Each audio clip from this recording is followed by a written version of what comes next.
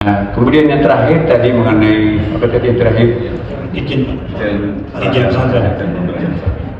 pesantren. Alhamdulillah sudah kita melakukan semua persyaratan yang diminta oleh Mempan, dan kita sudah berkali-kali juga bolak-balik memperbaiki, dan finish kemarin alhamdulillah sudah dikirim Mempan ke Presiden sekarang ini di Presiden. Mudah-mudahan dalam waktu singkat hadiah Bapak Presiden dalam rangka hari ulang tahun Hari Santri besok ini. Jadi insya Allah kabar baik buat Pondok Pesantren akan punya dirjen tersendiri yang selama ini hanya diurus oleh sebuah direktur, dan sekarang ini akan diangkat menjadi sebuah dirjen direktur jenderal. Dan ini mungkin nanti akan mengganti dirjen haji yang sudah pindah ke tempat yang lain jadi satu kementerian tersendiri. Saya kira itu kalau di perbankan itu kan ada OJK-nya kan. OJK itu sangat detail memperhatikan, melototi bank-bank itu. Jangan sampai nanti ada yang melakukan penyimpangan, ada fraudnya gitu kan. Tidak boleh terjadi di bank seperti itu, karena ada pengontrolnya. Nah, kita pun juga nanti keseluruhan pundi-pundi umat ini akan dipelototi juga oleh semacam lembaga khusus.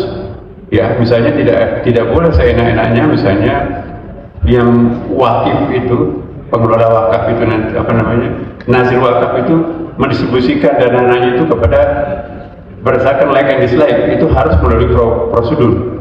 Zakat misalnya, itu betul-betul harus melalui pertimbangan yang matang. Jadi tidak bisa seenak-enaknya pengurusnya itu, ini saya kasih ini, seperti yang selama ini terjadi kan, itu harus ada peraturannya.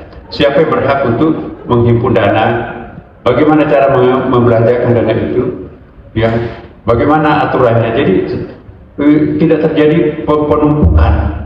Selama ini kan siapa yang pintar bikin proposal, dia dapat banyak kan.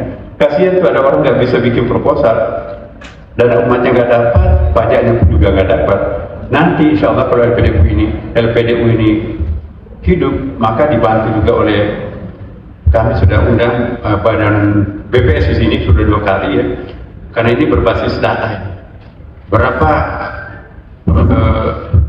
kafara ini juga unik nih.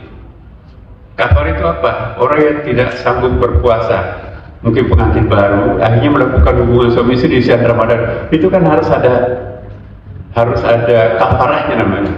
Nah, kalau itu diorganize, itu sekitar 500 miliar juga itu per tahun itu. Nah, jadi banyak hal yang bisa kita pungut melalui umat ini, dan sukarela umat itu nanti lunas juga dari urusan akhiratnya nanti kan. Nah, sekarang ini mungkin akan ada yang melakukan itu, tapi nggak tahu bagaimana caranya. Nah, sekarang ini Kementerian Agama mencoba untuk memfasilitasi mereka. Siapa yang berhijrah yang memenuhi syarat syariat, kita koordinasi. Dan kita juga akan menggandeng ormas-ormas Islam. Karena ormas Islam itu kan salah satu kelemahannya adalah pendanaan. Nah, kalau dana umat ini nanti juga besar, maka ormas-ormas itu juga akan insya Allah akan merasakan manfaatnya.